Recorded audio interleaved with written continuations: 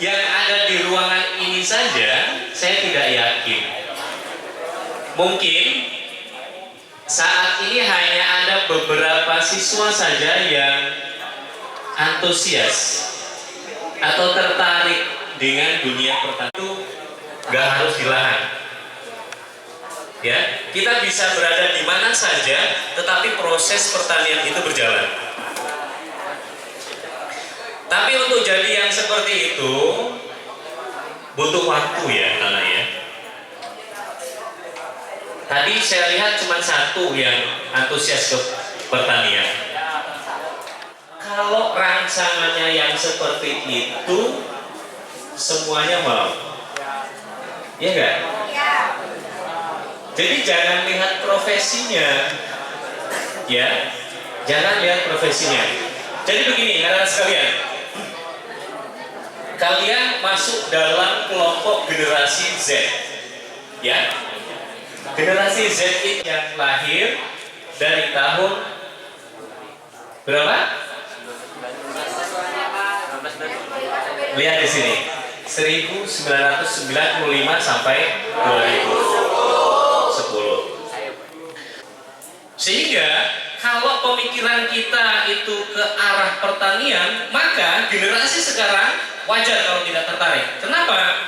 Karena menganggap pertanian panas kerjanya. Ya nggak? Tapi pernah nggak terpikir oleh kalian bahwa kita bisa merubah itu? Bapak bukan generasi Z loh, ya. Tapi Bapak mencoba belajar dari berbagai inovasi yang dituangkan oleh petani-petani Indonesia ataupun petani-petani di Jepang sana. Kita mudah untuk belajar itu. Bagaimana orang Jepang memulai pertaniannya, mempersiapkan lahannya bagaimana, kemudian proses penanamannya bagaimana, perawatannya seperti apa. Kita bisa belajar dari sana, dan kita nggak perlu jauh-jauh datang ke Jepang. Kalau zaman dulu yang digiatkan adalah memperluas lahan pertanian atau disebut dengan ekstensifikasi pertanian. Pernah dengar nggak? Ekstensifikasi pertanian, memperluas lahan pertanian. Makanya pada masa era Orde Baru itu ada program. Nah, kalau sekarang kalian titik tekannya adalah pada optimalisasi lahan. Kita jangan berpikir, kalian jangan berpikir bertani itu harus di areal yang luas, panas. Kita bisa menanam di mana saja. Sekarang sudah banyak orang yang membudidayakan tanaman itu di dalam ruangan, di dalam gedung. Loh, Pak, tanaman kan butuh sinar matahari. Iya, betul. Kalau kalian cek di toko online atau mungkin di toko-toko, mungkin di Banjar Bulan sudah ada lampu yang fungsinya sebagai artinya apa? Kita nggak perlu harus di lahan luas panas, ya kan? Kemudian kita bisa memanfaatkan lahan yang ada, berapa meter pun itu. Nanti Bapak akan tunjukkan ke kalian, ya, bagaimana bisa memanfaatkan lahan sesempit mungkin, tapi kita bisa menanam. Mungkin masih ada lagi sanggahan, Pak, kami ini kan pelajar, pagi harus ke sekolah, pulang sudah sore, bagaimana kami bisa menanam? Nanti kami bagikan tipsnya kepada kalian, ya. Jadi itu dulu ekstensifikasi, kemudian ditekankan intensifikasi, semua bisa divisualkan. Pasangannya apa? Ketika kita mengerjakan itu, kita bisa membuat mungkin berupa konten, ya, yang bisa kalian upload di Facebook, di YouTube dan sebagainya. Artinya apa?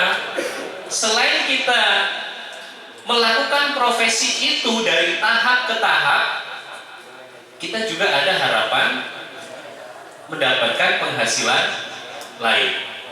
Apa coba sekarang yang nggak dikontenkan? Hai guys, hari ini saya mau ke sekolah. Sekarang saya sedang prepare nih. Ini yang akan saya bawa. Kemudian kalian tunjukkan perjalanan yang begitu sulit dengan jalan yang sangat licin. Yakin banyak yang nonton. Iya enggak? Iya.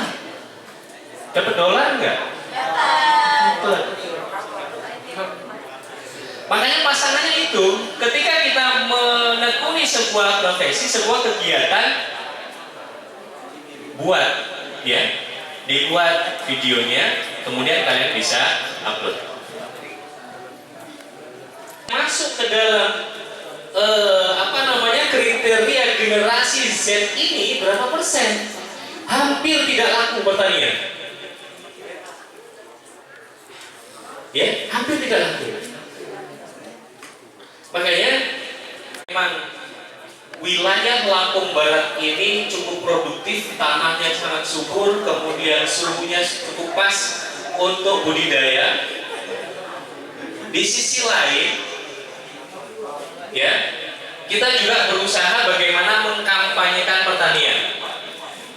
Termasuk saat ini, saya tidak memaksa kalian untuk jadi petani.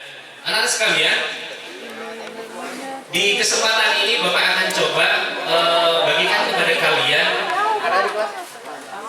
cara menanam tanaman secara vertikultur.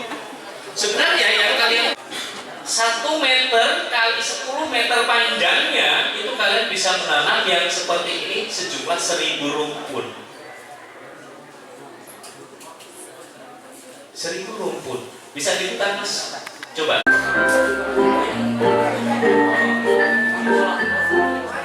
Assalamualaikum warahmatullahi wabarakatuh. Buat teman-teman yang vertikal dan membentuk seperti spiral dalam penanamannya,